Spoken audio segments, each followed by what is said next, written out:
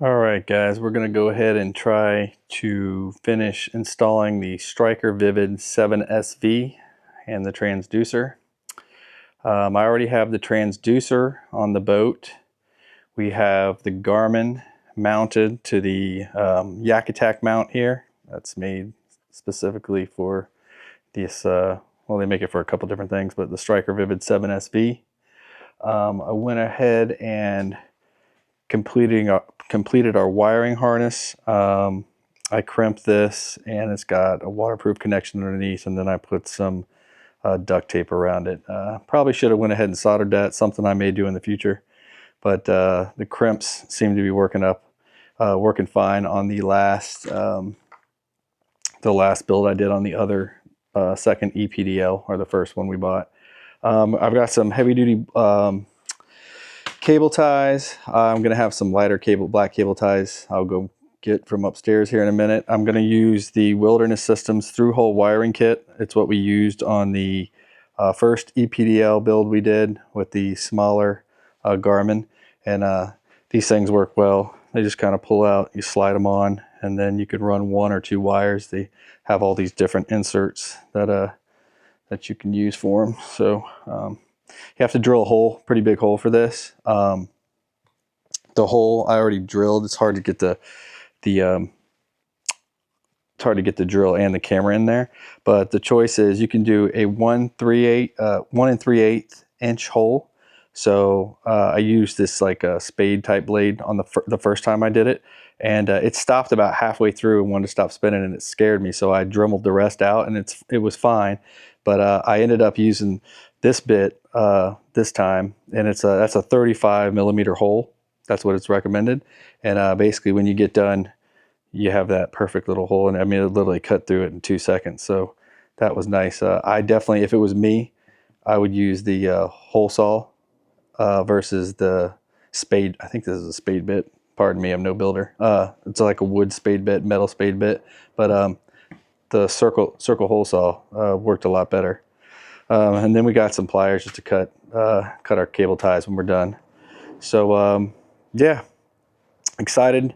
Like I said, this is a much bigger unit than the other Garmin that I put on. So it's a 7-inch screen. So I don't use the Garmin except for water depth and temperature for the most part. I'm not really using the fish finder, but these kayaks can go out in deeper water outside of the inlet, and I plan on doing some of that with it and pushing it some days when it's nice. I haven't done that yet, but I plan on doing that. So that's why I went with a little bigger screen, and this depth finder can do a little more than my last one. So yeah, anyway, let's get over here and let's keep installing. So I'll show you what we have so far. This here is the transducer wire. The transducer was mounted underneath. I have that video I'll put on here, how we mounted it. We're going to run this through our hole. So this is where the ePDL plugs in for the drive, and I just drilled a hole right underneath it, if you guys can see that. So we're going to run our wires through here, and they'll come out on the other side, and then we're going to stage everything in here. Then we're going to push them back this way and up this side, and you can see I already have this installed here where I've drilled another hole here on another day and used the Wilderness Systems mount. It's going to come out here, and this is the mount for the Garmin. Everything's going to mount up right here. Quite nice. All right, guys. Down here under the kayak, as you can see, maybe. This is my new Garmin transducer for the Garmin Striker 7, I believe. I am going to remove this mount here, and once we do that, I'm going to put this other mount on from, I believe it's Yak Hobby, and it's going to allow this to sit up even further underneath so it won't get hit by anything while we're going. And then we're going to run the wire through this scupper hole here. So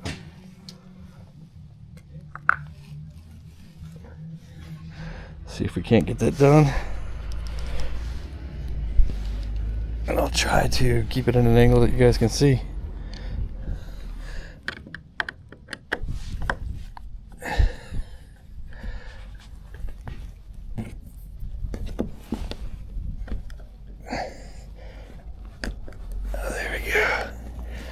These are brass fittings in here, if I'm not mistaken, so you don't want to tighten them down too tight.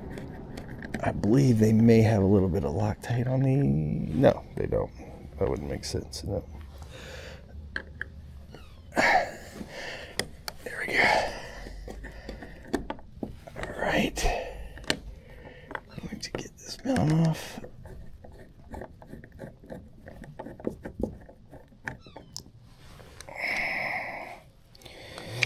All right, that mounts off. Now we are going to use their hardware, Yak Hobby's hardware, which is pretty much the same, maybe a little longer. The screws, and they also give you washers. So we will show you that here in a second. Move this. So yeah, there's the screw, there's that, the washer, and it will go in just like that. That way it holds it in. You have to have the washer, else I think the screw would be too small or just big enough probably. So let's go ahead and undo this wire so we're not trying to hold all this weight up. We're up there. Alright. Okay, guys. Let me adjust the camera so you can see.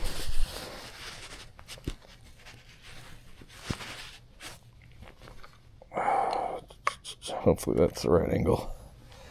We'll find out when we're editing probably that it wasn't, because that's my life. Okay.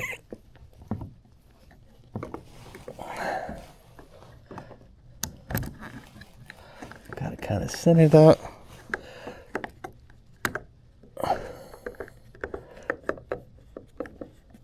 Alright. Let's get that. Get the other one started. Get the screw, get the washer. Try to do this one-handed. It's not going to happen. I'll have to let, there we go.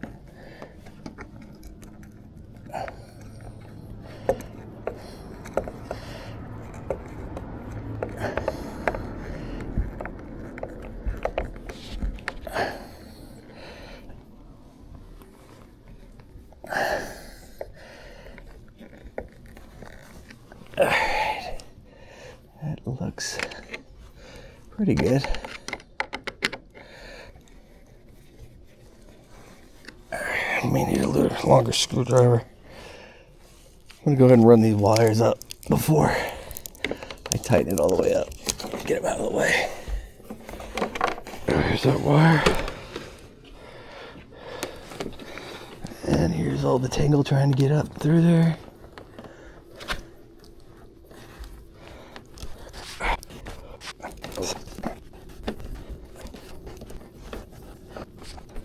Alright, let's pull it the rest of the way. Should work.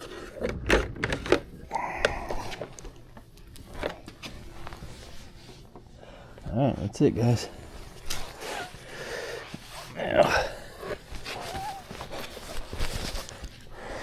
Now we just need to tighten this down, make sure we're good. See how that's, see how flush this is now? It's under this lip, so it can't really get hit by anything. Yak Hobby makes a really good mount. I didn't even try it with the regular one because this one seemed to take it up another notch as far as height and hiding it where I wanted it to be.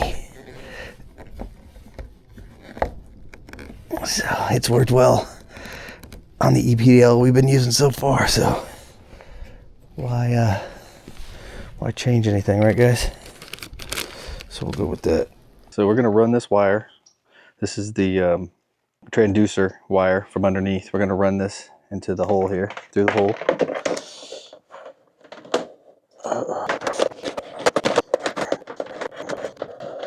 Alright, there we go. This is the Wilderness System through-hole wiring system. I picked the size that should work the best with the size cord we have. And yeah, we're gonna go ahead and try to get this installed. So, alright. This has a little cut. If you look for it, it doesn't look like it's cut when you look at it, but then it opens up. You can just put that right around the wire. There we go. No problems. And then what you want to do is you want to install that. If you can see that, it just shoves up into this piece here. Sorry. It's hard to make sure the camera on my chest is in the right position as the camera, but I'm doing the best I can, guys. Hope you can see that. See that there. So yeah, that's all fixed in there. And then we're just going to shove that down in the hole. And it's got a little backing plate we're going to put on the back. So there's that. Tighten our cord. Wiring. Alright, let's go get the back plate. This is the back plate, and it's got a little washer. So you got your backing plate, your washer, and that goes on the back side. And yeah, it's got to go all the way through the cord. I should have done that first. So we're going to have to pull this out again, which is okay. Take a second.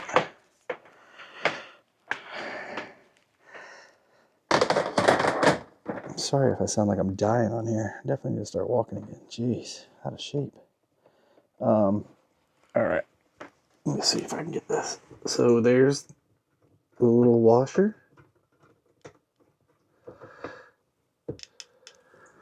I hope you can see that, guys. I'm trying to hold this and do this at the same time. And here's the little backing plate screw.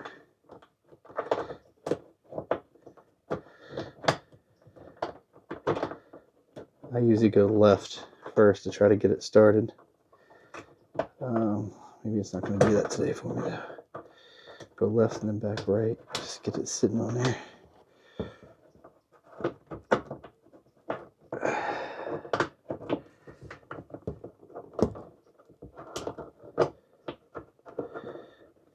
This thing's never, there it goes. I was going to say, it never wants to go on super easy, especially when you have to stick your hand in there like the other one to get it going through.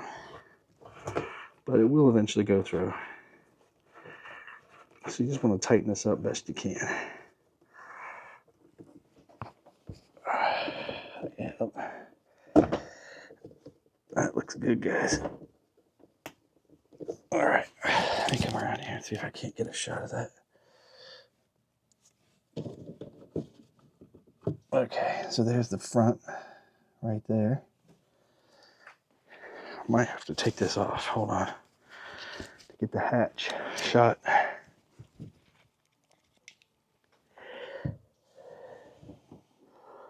And there's your hatch shot, guys.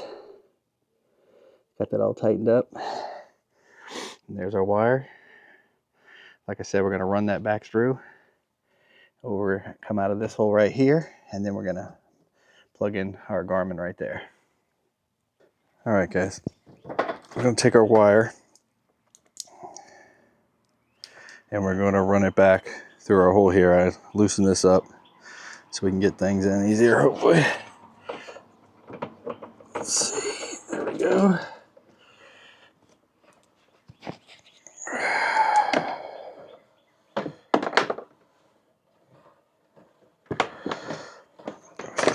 This is kind of hard to reach, so I was trying to do this without having to pull out the backing plate on that.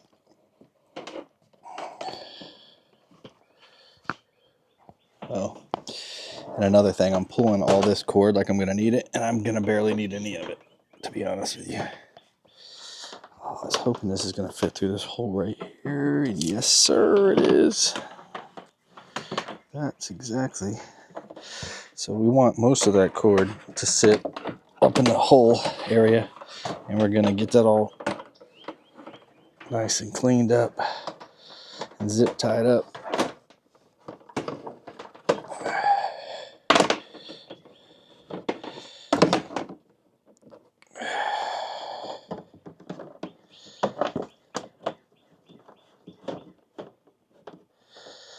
All right, let's get the Garmin on there so we can see how much line wire we're going to need. I think that's right where I wanted it to sit. Yeah, that's going to look good. It's going to look real good, guys. All right, guys, I had to pause there for a minute because my transducer wire, I'll try to show you down here, it comes up through here, and then there was an extension in the box that I didn't relieve that. It's like a splitter. So this line is wire's thick, splits into these two, and it runs in the back. See if I can't show you this. One's the XDCR cable, and one's the Striker VU, and then this is the power cable. So I've got two wires coming out of the hole here, round the corner, out the side of the boat here, and then this one turns into like a little splitter, and then it plugs in the back here. So I don't know if I mentioned we're going to power this with a Nakawa battery. I'm sure many of you have seen these. On this unit, I probably get 4 to 8 hours off this battery. But yeah, it's just a hard rubber battery protected by this little case. And there's a mount in here. It's in the hole. It's a piece of plastic that's like kind of holding the whole hole, giving it structure. And I use this to strap that to it. And then this goes to the other end.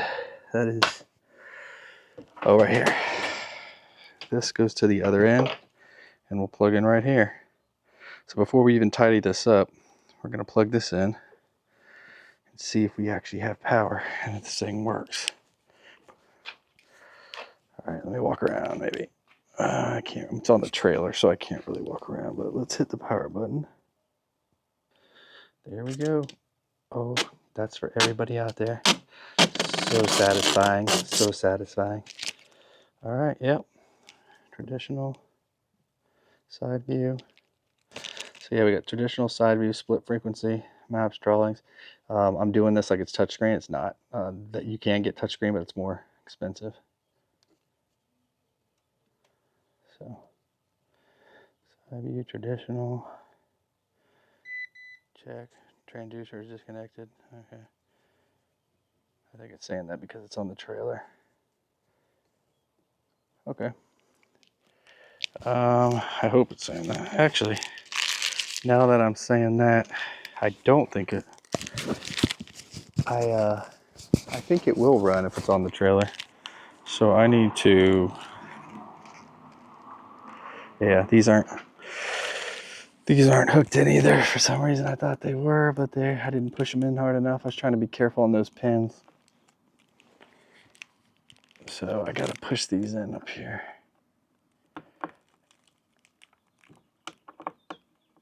What the heck over? What the heck over? There we go. Yeah, that one's not in either. These have these little pins in there, so I'm always trying to be really careful, but you do have to push them in the back there pretty hard. So, all right, I think we're good now. Let's try the traditional view and see if we can't get it to run.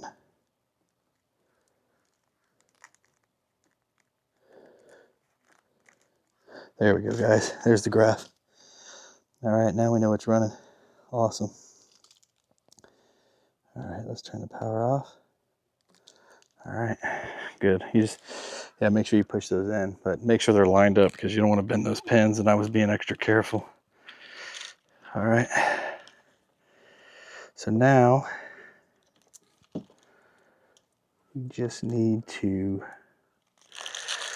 tidy some things up. First one being, I need to put this back in with the, so this one has two. One for the bigger, one for the transducer wire, and then one for the power wire, which is smaller. So go ahead and get that in. Hooked up, hopefully.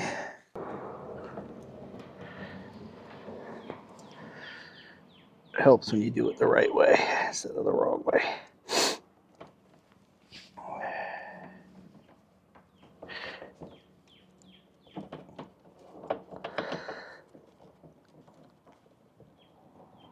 All right.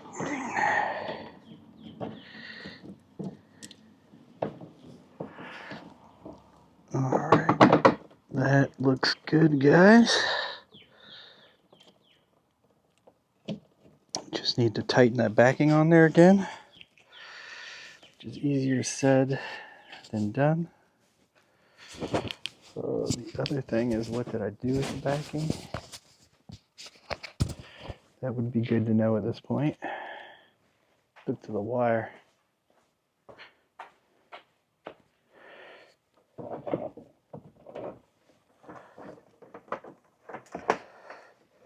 Oh, no, I don't think we have both of them running through it though. So we need to run, oh, the power, both are through. Okay, both are through, so that's good. Both are through. We just need to tighten the grommet on the back.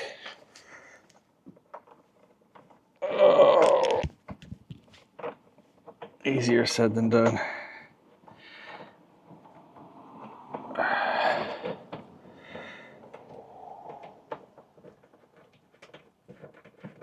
All right, guys, I think I got it.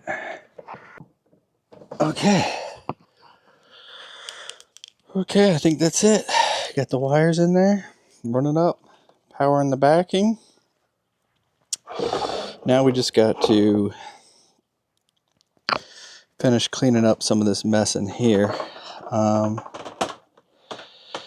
think we'll pull the battery out first so we can get that out of the way. I'm going to take all this and just zip tie it to a big loop.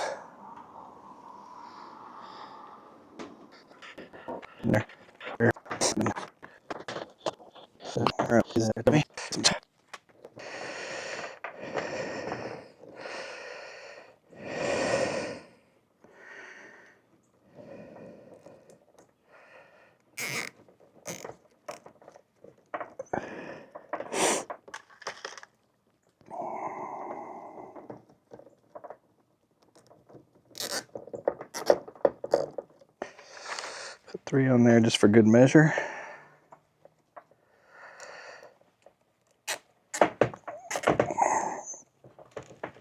Alright, cut that off.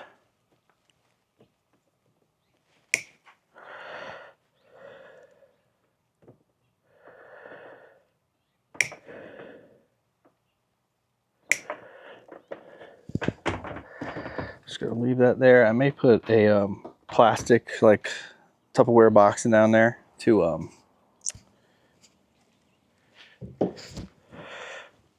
might put a plastic Tupperware box down there for all that to sit in, but we'll see. And then here is the power cord.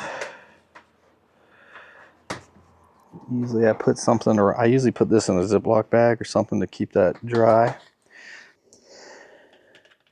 Yeah, there's a picture of the bag, how I put it in the Ziploc bag. Has a little zipper up here, so it just keeps, it's just another step to make sure it keeps those wires dry while they're sitting in here. I don't usually get any water in here. This this cover has a really thick seal on the ePDL, so there's not too much to worry about there, but just in case, I go ahead and put that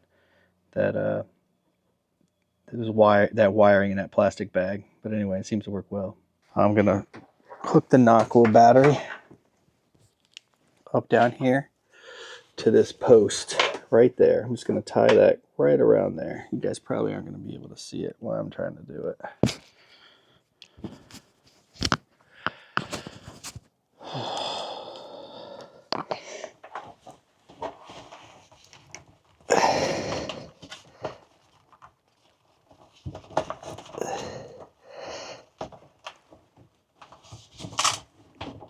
All right, there's that.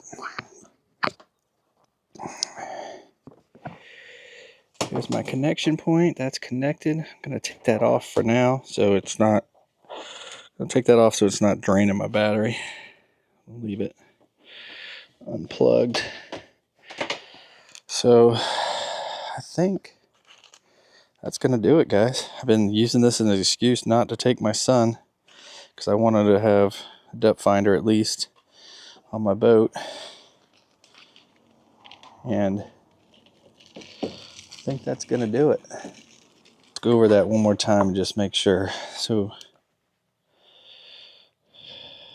we've got our transducer wire coming up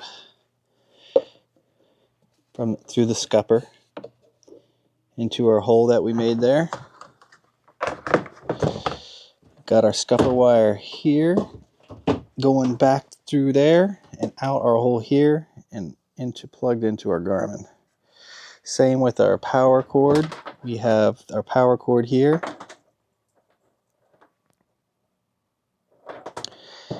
And it's going to run through here, out our hole, and right into the back of the Garmin. So yeah, this boat is ready to go. And it's ready to be tested on the water. So excited to do that here soon. I'd like to maybe run it out, test it once myself before I get Colton in it. But get this camera off of here, get you a full view.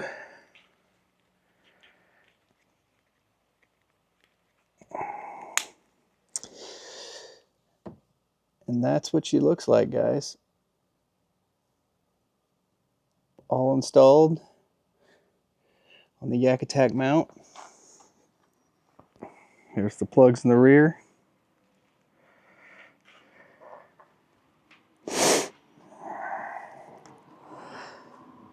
So yeah, here's the view from the seat.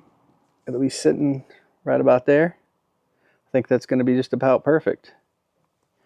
But anyway, guys, it's pretty. It was a pretty easy install.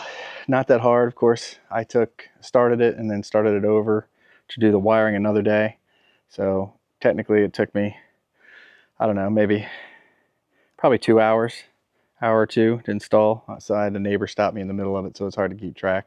That's why it feels like 2 hours probably. But anyway, if you guys like the Garmin install, we'll try to do a few more videos like this. We'll have a overview video coming out of the Moss Camo. I think it's Moss Camo ePDL soon. We'll do a full review of everything we did to it. This was just our Garmin install and us getting the boat together. But we should have more to come. We've actually had 7 inches of snow here in Myrtle Beach in the last couple of weeks. Can't believe it.